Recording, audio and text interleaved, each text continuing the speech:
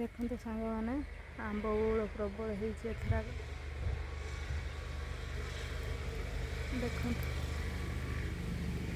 କେତେ ସୁନ୍ଦର ଆମ୍ବ ବଉଳ ହେଇଛି। ନିଶ୍ଚିନ୍ତ ଭିଡ଼ିଓଟିକୁ ଲାଇକ୍ ସବସ୍କ୍ରାଇବ୍ କମେଣ୍ଟ କରିବେ।